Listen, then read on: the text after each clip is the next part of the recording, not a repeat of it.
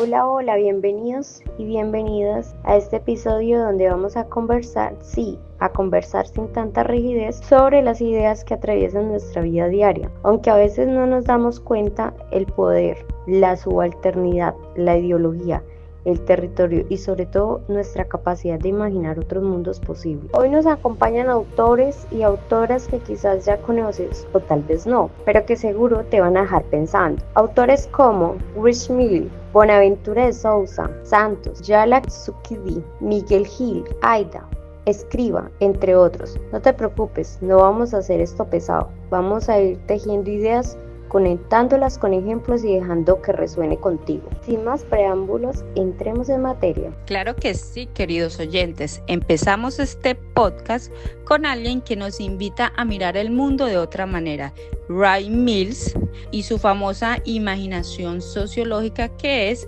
básicamente la capacidad de conectar lo que te pasa a ti, lo que me pasa a mí o a cualquiera de nosotros con los grandes procesos sociales. Mills nos dice algo muy potente, y es que cuando entendemos esas conexiones dejamos de culparnos por todo lo que nos pasa y empezamos a ver el panorama completo. Esto nos abre las puertas para actuar y para transformarnos.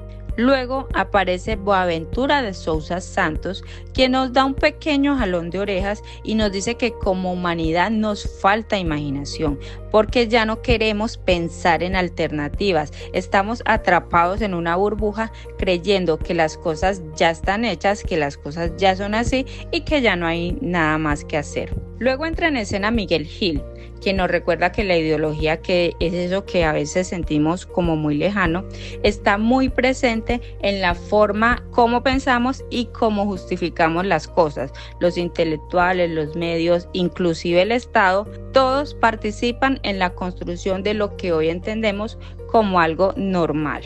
En pocas palabras, pensar críticamente no es un lujo académico, es una herramienta para entendernos y quizá cambiar lo que no nos gusta de la realidad. Subalternidad, feminismo y la idea universal, presentado por Juan David Montiel. Aquí nos metemos en un terreno súper necesario, quiénes son escuchados en la sociedad y quiénes no. Aida Escriba nos habla de los feminismos latinoamericanos, esos que nacen no en las universidades, sino en los territorios, en las experiencias de mujeres que han sido marginadas, pero que construyen resistencia desde allí. Y luego llega Yala Tsukidi, que nos cuestiona algo que siempre damos por hecho, lo entre comillas universal. Nos muestra cómo históricamente esa idea que construye desde Europa y dejó por fuera a la negritud y a muchas otras experiencias del sur global. Podemos considerar, ambas autoras nos recuerdan que las luchas no nacen en los grandes discursos, sino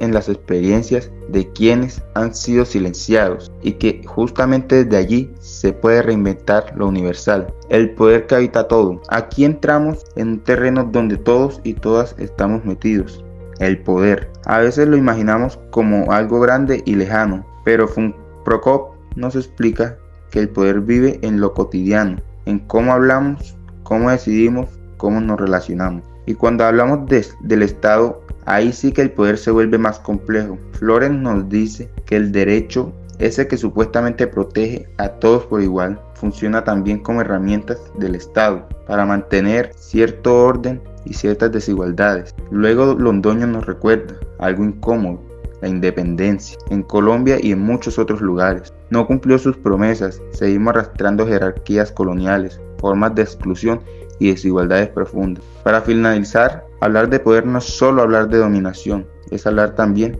de la posibilidad de transformar. Bueno, en este bloque vamos a hablar sobre los territorios y métodos que nos llevan a la realidad. En este caso le tocó a Orihuela. Es un caso sencillo, pero a la misma vez no lo es, porque esto nos recuerda que el territorio no es solo un lugar donde vivimos, es una memoria, es donde tenemos ese afecto, esa identidad, ese conflicto también, y cada comunidad lo vive y lo defiende. Esto es una manera algo particular que tenemos nosotros, que vivimos nosotros en cada territorio. Y si queremos comprender todo este significado, hay que entrar un poco cierto en las herramientas cuantitativas. La entrevista, como dice Forgeria, dice que es abrir un espacio para escuchar a alguien de su mundo. Tenemos que abrirnos, tenemos que conocer, tenemos que indagar, ver qué hay un poco más allá. Entonces la observación que tiene según es aprender a mirar sin juzgar, entendiendo que lo social está hecho de gestos, rutinas y miradas. Entonces investigar no es llenarnos de datos solamente, es acercarnos a la vida tal como la viven las personas, poniéndonos en el lugar de esas personas, entrando en el contexto de esas personas, por qué actúan, por qué hacen. Eso es lo que nos lleva realmente a nosotros a enriquecernos. Y todo esto lo hacemos desde ese punto. Por eso el punto cualitativo, por eso lo cualitativo nos muestra este punto y más comodidad nos enseña. Y así llegamos al final de este episodio.